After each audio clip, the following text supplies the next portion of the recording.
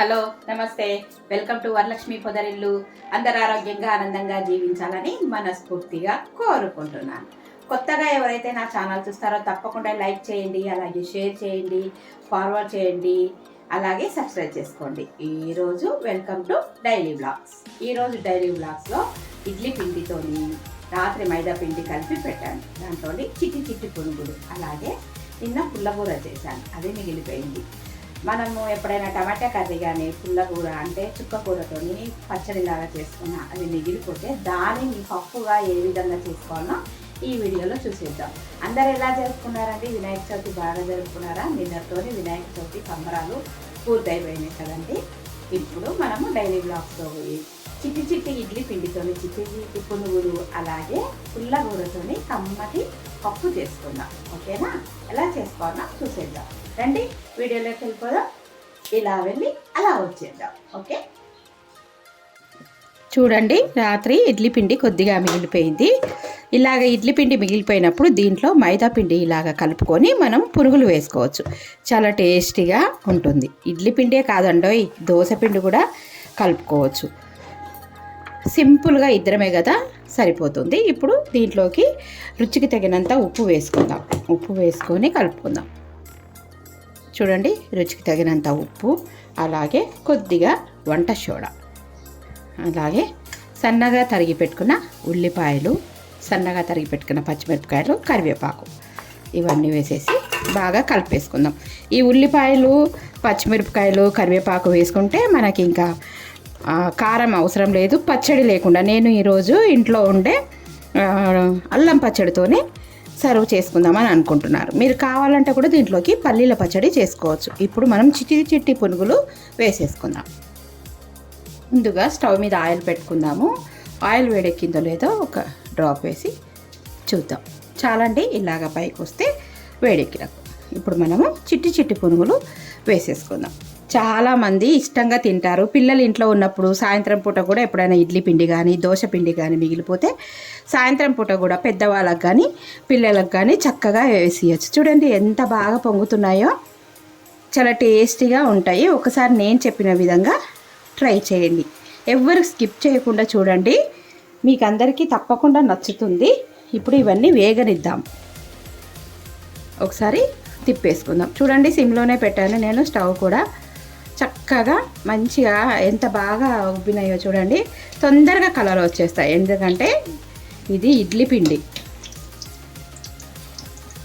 మన ఛానల్లో తట్టె ఇడ్లీ ఉంది, అలాగే కొబ్బరి ఇడ్లీ ఉంది. ఇవన్నీ చూడండి ఒకసారి, నేను డిస్క్రిప్షన్లో వాటి లింక్స్ ఇస్తాను, ఒకసారి చెక్అవుట్ చేయండి. ఇడ్లీతోని చాలా వెరైటీస్ చేశాను, చాలా బాగుంటుంది కూడా. ఒకసారి మీరు కూడా చేసుకొని తిని ఎలా ఉందో నా కామెంట్ సెక్షన్లో. తప్పుడే లోపల పిండి కూడా బాగా ఉడుకుతుంది. ఓకేనా? ఎంత మంచి వాసన వస్తున్నాయో, తప్పకుండా ట్రై చేయండి. ఒక చిన్న గ్లాస్ మిగిలినా సరే, మనం సపోజ్ ఒక చిన్న ఏమంటారు టీ గ్లాస్ పిండి మిగిలినా సరే దానికి 2 గ్లాసెస్ మైదా పిండి కానీ లేదంటే గోధుమ పిండి కానీ బియ్యం పిండి కానీ కలుపుకొని చక్కగా పునుగులు వేసుకోండి. చూడండి ఎంత బాగున్నాయో చక్కటి పునుగులు. చూస్తుంటేనే మీకు కూడా తినాలనిపిస్తుందిగా. చూడండి ఎంత చక్కగా ఉన్నాయో. ఇప్పుడు మరో వాయి వేసేసుకుందాం. స్టవ్ నూనె కూడా ఇడ్లీ పిండి కనుక ఎక్కువ పట్టనే పట్టదు, వేసిన నూనె వేసినట్టే ఉంది.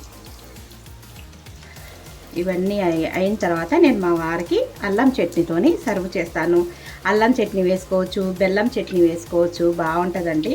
పల్లీల పచ్చడి కూడా చేసుకోవచ్చు. నేను అల్లం చట్నీ ఉందని చెప్పేసి ఇవాళ పల్లీల పచ్చడి ఏమీ చేయడం లేదు, చాలా బాగుంటుంది. ఓకే, ఇవన్నీ వేగినాక మళ్ళీ చూపిస్తానండి మీకు. ఇంతకు ముందుకు మన ఛానల్లో కూడా ఇడ్లీ పిండితో ఇలాగే పునుగులు చేసి చూపించాను, అందుకోసానికే ఇది కలపడం చూపించలేదండి. ఏం లేదండి, ఇడ్లీ పిండి ఉంటుంది, ఒక గ్లాస్ ఇడ్లీ పిండి ఉంటే 2 గ్లాసుల మైదా పిండి కానీ గోధుమ పిండి కానీ బియ్యం పిండి కానీ కలిపి వేసుకొని నైటు బయటనే ఉంచేసేయండి. అది తెల్లార వరకు బాగా పొంగుతుంది.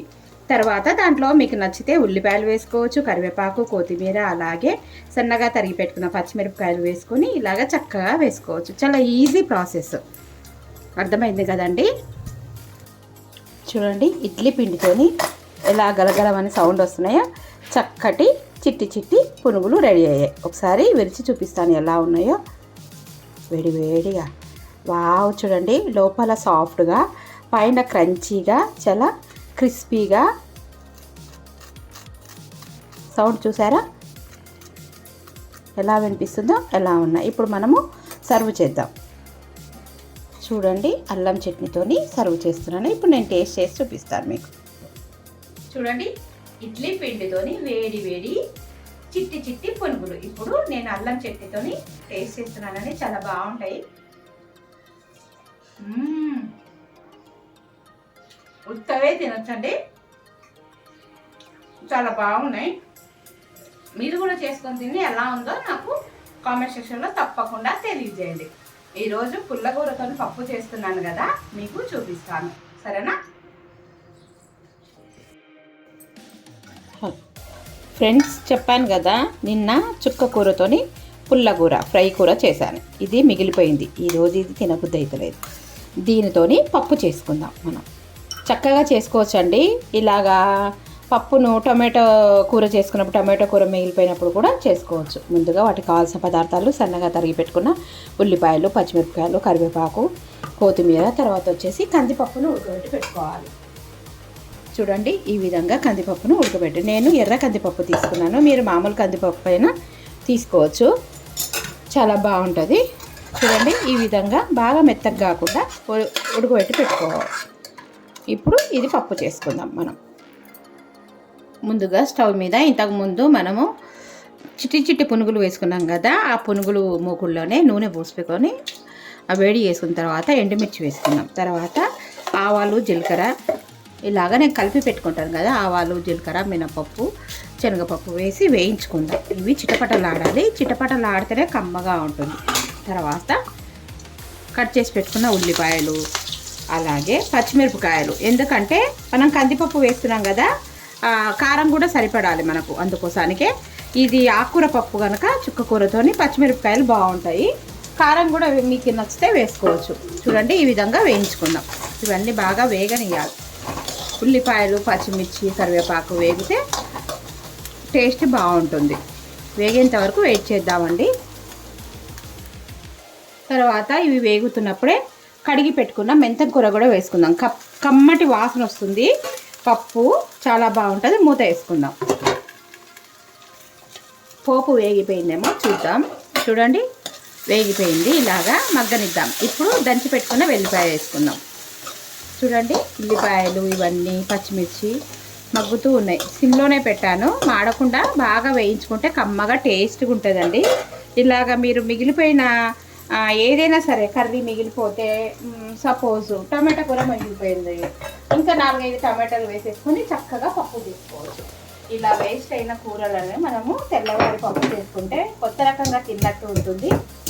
పారేయకుండా కూడా మనకు చాలా బాగుంటుంది. ఒకసారి నేను చెప్పిన విధంగా ట్రై చేయండి. ఇప్పుడు వచ్చేసి ఎల్లిపాయలు వేసేసుకుందాం. ఎల్లిపాయలు కూడా వేసి బాగా వేగనిద్దాం. మనం వచ్చేసి బాగా వేగిపోయాయి కదా, ఉప్పు వేసుకుందాం. దాంట్లో ఆల్రెడీ ఆకుకూరలో ఉప్పు ఉంది, చూసి వేసుకోండి. నేను కొద్దిగా వేస్తున్నాను. తర్వాత పసుపు వేసుకుందాం. రుచికి తగినంత పసుపు వేసుకొని కలిపేసుకుందాం. ఇవన్నీ బాగా కలుపుకున్న తర్వాత చూడండి ఆకుకూర, ఈ ఆకుకూరను వేసేసి కలిపేద్దాం. మనము పుల్లగూర చేసుకున్నాం కదా, అది మొత్తము వేసి కలిపేద్దాం. మీకు దగ్గర నుంచి చూపిస్తాను. ఆకుకూర ఇదంతా వేయించుకుందాం. పుల్లగా బాగుంటుందండి. ఇప్పుడు ఇది వేగింది కదా, 1 నిమిషం వేయించుకున్న తర్వాత దీంట్లోనే పప్పు వేసేద్దాం. ఈ కందిపప్పును వేసేద్దాం. ఇది లూజ్గా కావాలంటే లూజ్గా వేసుకోవచ్చు. చూడండి నేను రసానికి అని చెప్పేసి చింతపండు నానబెట్టిన తీసేస్తాను. ఇప్పుడు ఇదంతా కలిపేసుకుందాం. చూడండి ఇప్పుడు మనకు చక్కటి చుక్క కూర పప్పు రెడీ అయింది. చూడండి ఇది ఇంకా రొట్టెకి, చపాతీకి, పూరికి, అన్నంకి చాలా బాగుంటుంది. ఇంకా కమ్మటి పప్పు రెడీ అయినట్టే.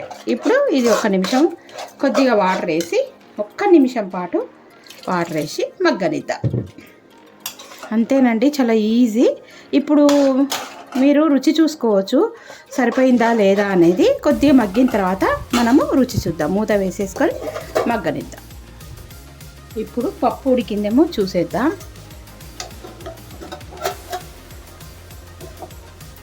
వావ్,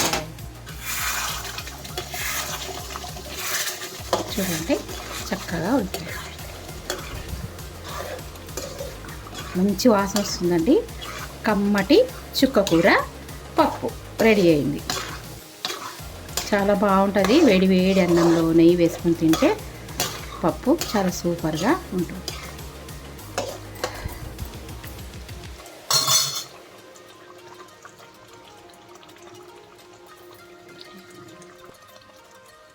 చూడండి పప్పు దగ్గర పడేసింది. ఇప్పుడు స్టవ్ ఆఫ్ చేసుకొని సర్వింగ్ బౌల్లో వేసుకొని వేడి వేడి అన్నంతో మనం సర్వ్ చేసుకుందాం.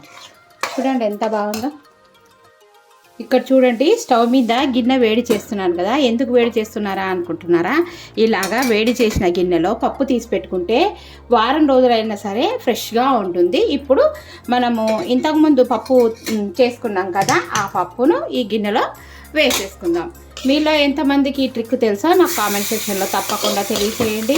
చూడండి ఈ పప్పు చల్లగా అయిన తర్వాత ఫ్రిడ్జ్లో పెట్టుకుంటే వారం రోజులైనా సరే పాడు కాదు. మనకు ఎక్కడికైనా యాత్రలకు వెళ్ళేటప్పుడు కూడా ఫ్రెష్ పప్పు చేసుకొని ఇలాగా వేడి చేసి గిన్నెలో పెట్టేసుకున్నాం అనుకో, బాక్స్లో వేసేసుకొని పోతే 3 days అయినా సరే మూత పెట్టిన అస్సలు పాడు కాదండి. ఒక్కసారి నేను చెప్పిన చిట్కాను పాటించండి, మీకు తప్పకుండా నచ్చుతుంది. ఓకేనా? ఇప్పుడు మనం ఈ పప్పును టేస్ట్ చేద్దాం. చూడండి కమ్మని పప్పు రెడీ అయింది. ఎంత బాగుందో. వేడి వేడి అన్నంలో ఈ పప్పు వేసుకొని తింటే అద్భుతంగా ఉంటుంది. ఒకసారి నేను చెప్పిన విధంగా ట్రై చేయండి. మిగిలిన పుల్ల కూరతోని కమ్మని వేడి వేడి పప్పు చూడండి ఎంత బాగా వాసన అదిరిపోయింది.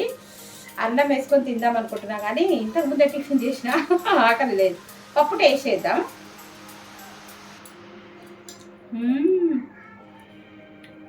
అద్భుతంగా అమోఘంగా ఉంది. తప్పకుండా మీరు కూడా ఈ రెసిపీ ట్రై చేసి ఎలా ఉందో నాకు కామెంట్ సెక్షన్లో తెలియజేయండి. ఓకేనా? ఉంటాను మరి. మరో మంచి వీడియోతోనే మీ ముందుంటాను. Thank you for watching. Thank you for your time. Bye.